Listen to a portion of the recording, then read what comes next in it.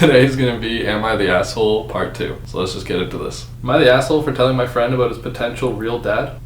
Buckle up. I attended a party where my friend Cody shared a shocking revelation about our mutual friend Derek. He revealed that Derek's biological father is not his real dad, and Derek is completely unaware of this. Intrigued, I asked Cody how he came to this information. Cody explained that Derek's mother has been having an ongoing affair with his stepfather, who Derek has never met. What? The mom has literally been just hiding this information for, they don't say any years of how old they are, but to hide this information that this is not their real dad, it's like, wait, what? If I had a kid, I would just be like, yeah, like your father and I divorced, or we broke up, or something. I wouldn't just be like, yeah, it's your dad. Because I have many friends that have step parents, and they know it's their step parent, and nowadays they just call them dad or mom. But to at least know, like, oh, my father's out there, and just to know of your own history, your family history, it's like, we don't even know about our history from our grandparents or great-grandparents or stuff like that.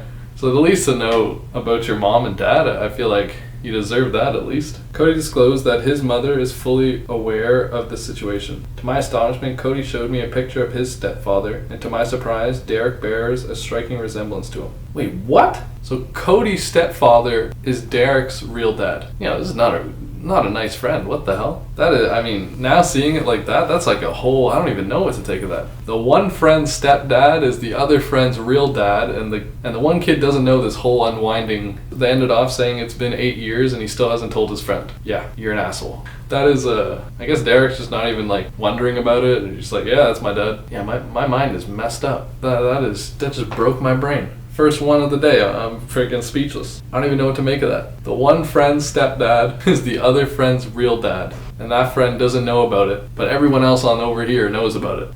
Yeah, I'd have to say they're an asshole. Am I the asshole for my partner and I asking for no visitors for 2 weeks when our baby is born? My partner and I are due to have a baby girl in February. We decided together that we don't want to have any visitors for 2 weeks, wanting to capitalize on bonding with our newborn. We've coped with a lot of shit from it, from my mother-in-law saying bonding is a family experience that everyone should be involved with, and my sister saying it's ridiculous and unheard of. You just went through 9 months of pregnancy. I feel like you have the ultimate decision. Sure, they're not going to see them the first couple weeks, but it's like, they still have the whole rest of their life to bond with them, and it's not like they're going to be like a full-blown child in 2 weeks. They're still just going to be a little dumpling of a baby. So yeah, no, you two are not the asshole. Yeah, I feel like your mother-in-law and siblings just gotta understand your boundaries and be like, okay, yeah, I'll see you in 2 weeks or a month, no problem. Am I the asshole for asking my best friend's mom for a car ride? Now, why would that be wrong? Me, 16-year-old female, have a best friend who's the same age as me, and for the sake of the story, I'm gonna call her Lucy. So basically this morning, it's freezing cold out, and her mother rides her to school, and I usually just take the bus. But it's minus 31 degrees. Here, it's literally minus 22, so I feel this. Especially when I used to go to school. Those mornings you'd wake up at 7 in the morning and it'd be minus 30, 35, 40 sometimes, snowing like hell and hailing. There's no way. I had a couple friends that would drive me to school if I asked, just because they lived in the neighborhood and they always would. Or as well, my parents would even sometimes be like, I can drive you to school. It's ridiculous to be waiting out for the bus like 30 minutes in that cold. So I'm trying to call my best friend to ask her for a ride, but she doesn't pick up her phone. And she never answers to text. And since my bus ride's gonna come soon, I really have to ask right now to know if it's okay. So I text her mom very politely and she agrees. Then like 20-ish minutes later, I get a vocal message from Lucy telling me how fucked up it is for me to ask her mom for a ride, how I shouldn't do that, telling me her mom is not my friend or something, and I should have asked her first, and if she didn't answer, just don't take a ride.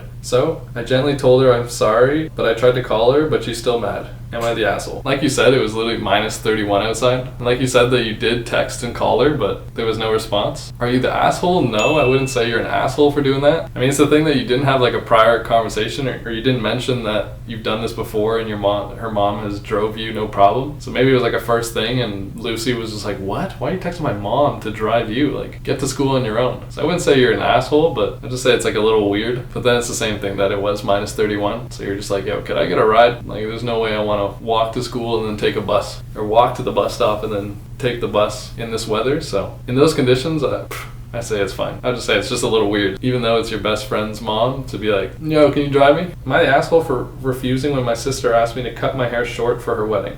I'm a 23-year-old woman and I have long curly hair that reaches past my waist. I often get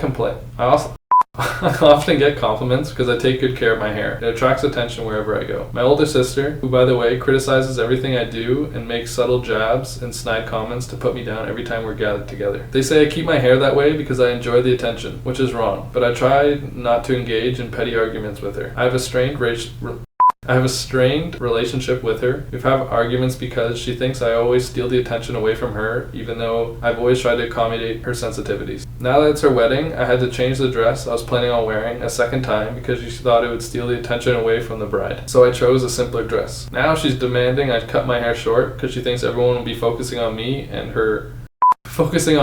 my hair on her wedding day. Am I the asshole for not wanting to? From what you said earlier, that it's like been a constant thing that she has this insecurity that you're taking away the attention. Even though you said at the start that it does get attention, like your hair, and that you take care of yourself and so on and so forth. I feel like when it's a wedding day, like all the attention is on the bride. Sure, there might be attention towards the family, like, oh, that's the bride's family in like the background, but they're not going to be like, oh wait, is that the bride? The girl in the blue dress with the nice hair? Like they're obviously going to look at the wedding, or look at the couple that's having the wedding, and I don't think anyone's gonna be like, yo, that girl's hair is better than the bride. Or to me it seems like the sister is pretty insecure about herself, and especially on her wedding day when it will be all about her soon to be husband, that she's still focusing and nitpicking on her sister to change the dress. No, that's too much, and no, it has to be a plain color and a simpler dress, and no, now you have to like shave your head off. So no. Am I the asshole for asking my roommate to shop more frequently because there's no space in the freezer for others?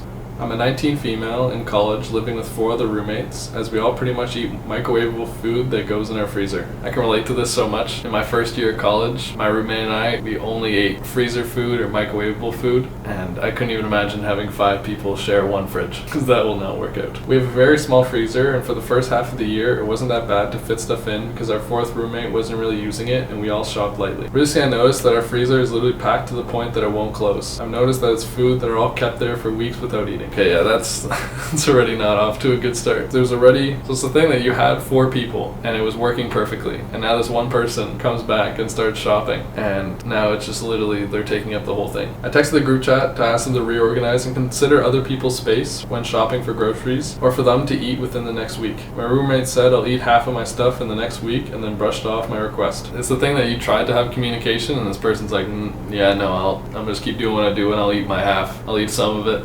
Then maybe we can make space. It's the thing that I can relate to this, because in my first year, I mean, I only had one other roommate, so it was no problem, but even us, we filled the freezer up. So I couldn't imagine having 5 people sharing one small fridge, and majority of it is just quick, easy, microwavable or freezer food. In my second year, there was 3 of us that were sharing a fridge, and at some points it did get a little hectic, and we tried to do grocery shopping together so then we could actually plan out what we're buying and not just like one person buys so much and you come home to fill it and it's just packed. The biggest thing that we did is we started planning meals together, and especially for like weekends, we'd always eat together because we just always had different classes just being in different courses, but we'd each buy one thing or 2 things, whatever the meal might be. So then when we come together to make something, we're all taking stuff out of the fridge or freezer to make room, and it's not just like one person has microwavable meals every day or just stuff that you throw in the oven. So I feel like that's what made it work. But if you have 5 people in a small freezer, I feel like it's just there's no way that's just gonna work, especially back in college too. It's like it's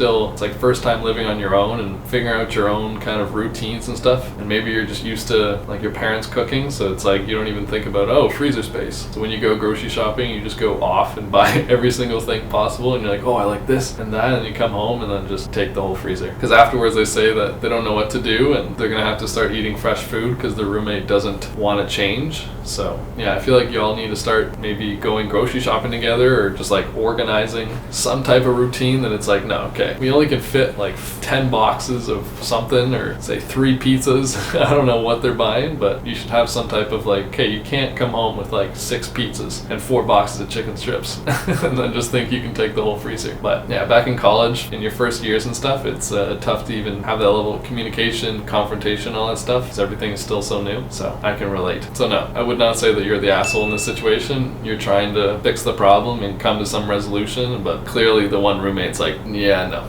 the hell with that. So kudos to you for trying, but hope you get a better roommate situation next year. And that ends off this week's video. It's always fun doing these Reddit videos because there's just always new threads coming out every single like day almost. When I checked it the other day, there was completely new ones. Or I've taken a Reddit thread from each week just to give some type of difference, because a lot of the stories, it feels like some people kind of tag off of the last one, because there was like a bunch about like siblings siblings and then like marriages and just like back to back. But I just had to search through so many different pages of the Am I the Asshole Reddit thread and came to find these 5 ones. And I think we got 1 asshole and 4 not assholes. It's a positive ratio. Leave a like if you enjoyed this video, subscribe if you want to see more, and I'll be back next Friday at 3 p.m. Bye-bye.